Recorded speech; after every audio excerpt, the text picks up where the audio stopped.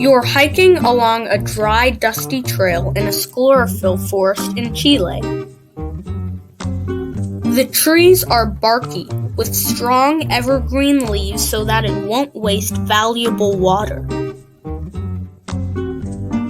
However, a little ways away, there is a gushing creek among the trees, surrounded in oranges and purples and blues from a sunset. As the sun sinks, the reflection turns the rare creek into a painting that you admire with joy while you get doused in vibrant sunshine. All of a sudden, you encounter a fuzzy little critter that's black and white, crawling around on the brown ground. You have started to become engrossed with bugs lately. So, you pick up the supposed ant to give it a pet. It lets off a squeaking noise. Then, it gets angry at you and sticks its pernicious and poisonous ovipositor that looks like a stinger into your hand. Hot, sticky blood rushes to your head. What? Most ants don't sting. I've never seen this creature. You drop the thing onto the ground and whiz away from it as fast as you can as grueling pain comes in.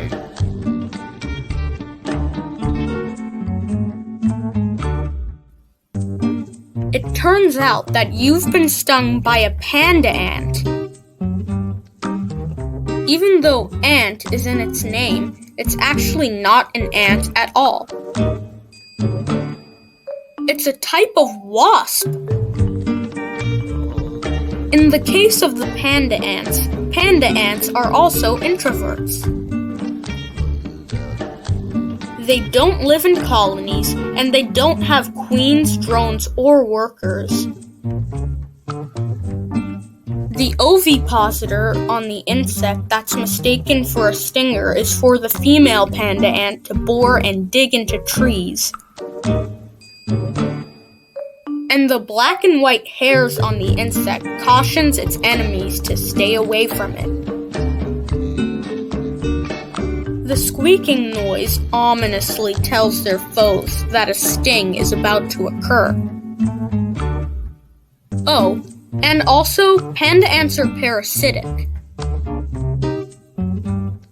They will first dig a hole and lay their eggs either nearby or right on top of larvae that are from ground nesting insects as well. Then, once the panda ants hatch, they feast on the larvae. So, even though panda ants may look cute and harmless, they're not, and you shouldn't touch them at all if you spot one. Another creature that will give you a jump scare is the menacing 22-inch or 56-centimeter northern stargazer. This fish gazes at the sky day and night. It is brown, with white spots scattered all over its body. It has ogling eyes and knife-like chompers. Also, it has the ability to shock you.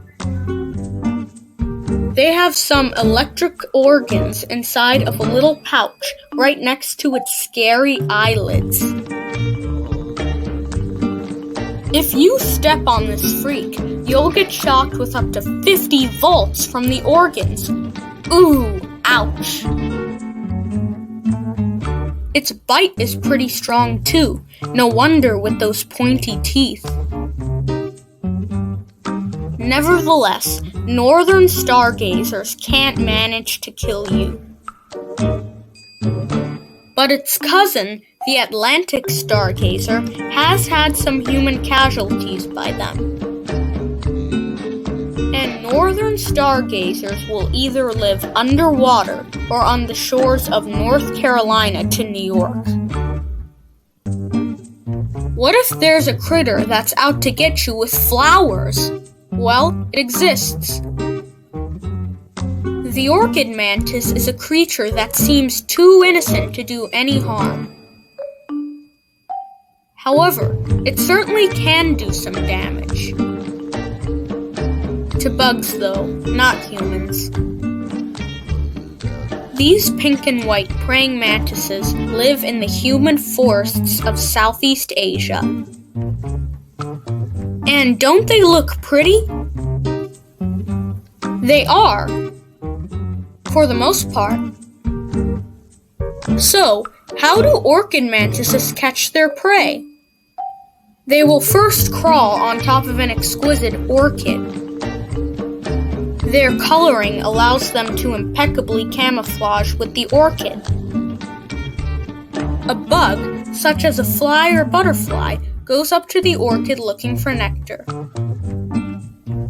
Once one gets close enough, the orchid mantis strikes.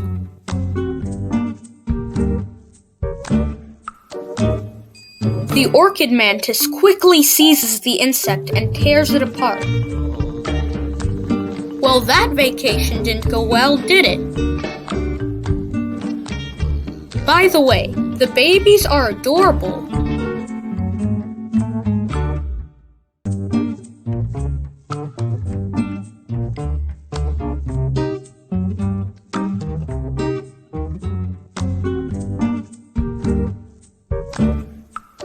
You know, there are tons of species of sea snails. Some are beautiful and some are deadly. And some are both. One of the most hazardous sea snails out there is the cone snail. What's that? You don't believe me, you say? Here's proof. It only takes one single drop of its venom to end the lives of 20 people.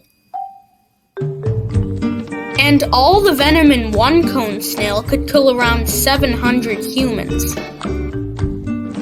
One word: crazy!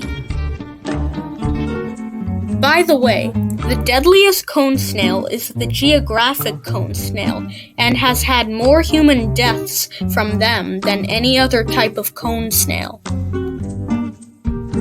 And to top it all off, there is no antidote to treat cone snail wounds.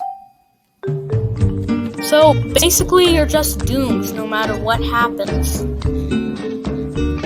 The geographic cone snail is also horrifically called the cigarette snail because a human only has enough time to smoke one cigarette before dying from it.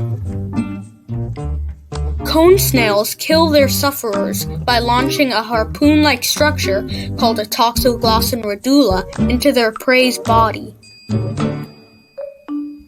With the help of a toxin glandule, it immobilizes its victim until it's dead. And also, you would get stung by a cone snail in either the Indian or Pacific Oceans, the Caribbean or Red Seas, or on the beaches of Florida, because that's where cone snails live.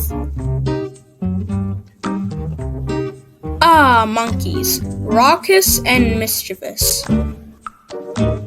What about villainous? Sounds wrong, but it's not.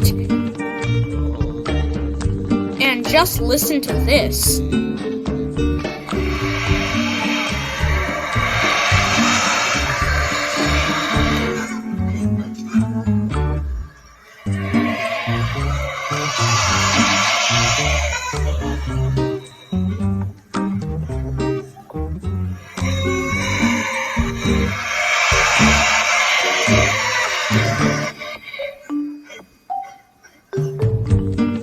Are you kidding me? This mammalian is called a howler monkey. Howler monkeys live throughout South America and are black or blonde, depending if it's a male or female howler monkey. And these monkeys are infamous for making that ghostly roar that echoes through the rainforest. These are thought to be the loudest animals on land, and their howls can be heard from 3 miles or 4 kilometers away. Maybe instead of howler monkeys, they should call them phantom monkeys or tiger monkeys. Anyways, back to the monkey sounds. So, why do howler monkeys make these sounds in the first place? Well, more often than not, howler monkeys eat fresh leaves. However, according to Houston Zoo on YouTube, leaves don't give them enough energy to be very active, and so they're not that active. What they don't want to happen is for other howler monkeys to fight over trees. Thus, they make these high-pitched roaring or howling sounds to let others know where they're at, so they can bypass each other and won't fight at all. They might also use the roaring to guard their mates. Either way, it's still thought-provoking to learn about howler monkeys and actually all these animals.